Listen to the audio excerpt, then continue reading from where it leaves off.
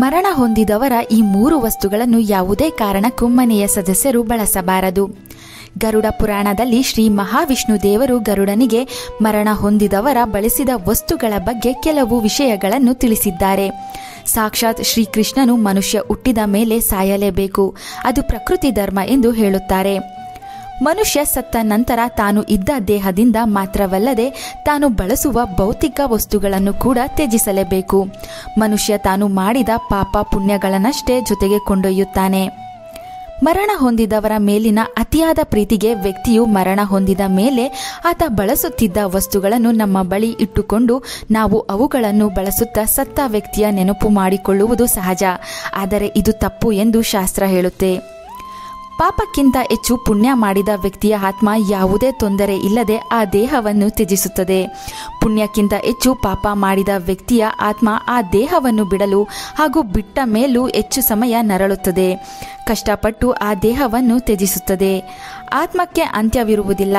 ಆತ್ಮ ಮಾಡಿದ ಪಾಪಕರ್ಮಗಳ ಮೇಲೆ ಮತ್ತೆ ಮತ್ತೆ ಬೇರೆ ಬೇರೆ ದೇಹಗಳಲ್ಲಿ ಜನ್ಮಗಳು ಕಳೆದಂತೆ ಹುಟ್ಟುತ್ತಲೇ ಇರುತ್ತದೆ. ಸತ್ತು ಹೋದ ವ್ಯಕ್ತಿಯು ತಾನು ಬದುಕಿದ್ದಾಗ ಬಳಸುತ್ತಿದ್ದ ವಸ್ತುಗಳ ಮೇಲೆ ಹೆಚ್ಚು ಮೋಹವನ್ನು ಹೊಂದಿರುತ್ತಾನೆ. ಆ ವಸ್ತುಗಳನ್ನು ನಾವು ಮರುಬಳಕೆ ಮಾಡಿದರೆ ಆತ್ಮಕ್ಕೆ ಶಾಂತಿ ಇರುವುದಿಲ್ಲ. ಆ ವಸ್ತುವಿನ ಮೇಲಿರುವ ಮೋಹಕ್ಕೆ ಆತ್ಮಕ್ಕೆ ನಾನಾ ತೊಂದರೆಗಳು ಆಗುತ್ತದೆ. ಸತ್ತು ಹೋದವರ ಫೋಟೋ ಎಷ್ಟೋ ಜನ ತಮ್ಮ ಮನೆಯ ದೇವರ ಕೋಣೆಯಲ್ಲಿ ಇಟ್ಟಿರುತ್ತಾರೆ. ಹೀಗೆ ಮಾಡಬಾರದು. ದೇವರ ಪಕ್ಕ ಸತ್ತು ಹೋದವರ ಫೋಟೋ ಇಟ್ಟರೆ ಆ ಮನೆಗೆ ಕುಲದೇವರ ಅನುಗ್ರಹ ಕಡಿಮೆಯಾಗುತ್ತದೆ.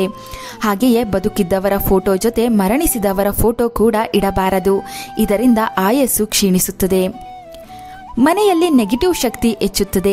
ಸತ್ತವರ ಫೋಟೋ ಮನೆಯಲ್ಲಿ ಎಲ್ಲೆಂದರಲ್ಲಿ ಇಟ್ಟರೆ ಕುಟುಂಬದ ಸದಸ್ಯರ ಆರೋಗ್ಯವು ಸದಾ ಹದಗೆಡುತ್ತದೆ.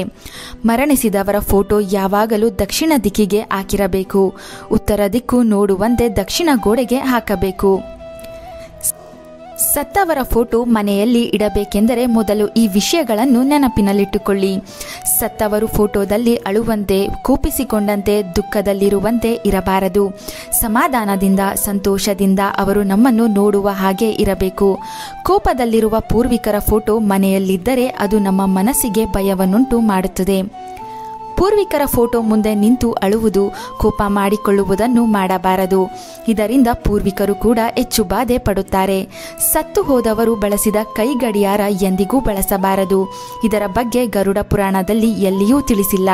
ಆದರೆ ಜ್ಯೋತಿಷ್ಯ ಶಾಸ್ತ್ರದ ಪ್ರಕಾರ ಮರಣಿಸಿದವರು ಬಳಸಿದ ಗಡಿಯಾರದಲ್ಲಿ ಅವರ ಶಕ್ತಿ ಅಥವಾ ನೆಗೆಟಿವ್ ಪ್ರಭಾವ ಹೆಚ್ಚಾಗಿರುತ್ತಂತೆ.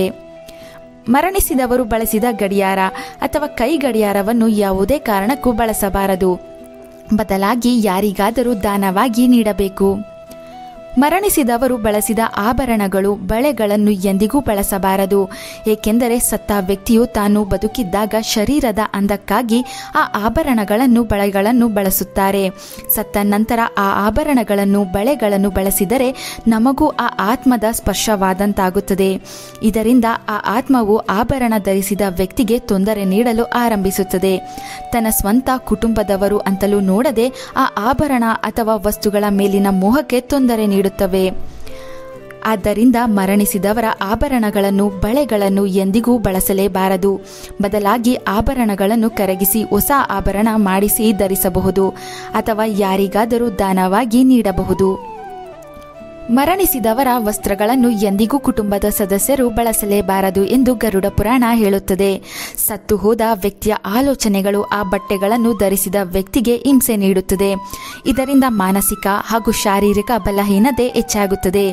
ಮರಣಿಸಿದವರ ಬಟ್ಟೆಗಳನ್ನು ಎಸೆದರೂ ಪರವಾಗಿಲ್ಲ, ಆದರೆ ಬಳಸಬಾರದು.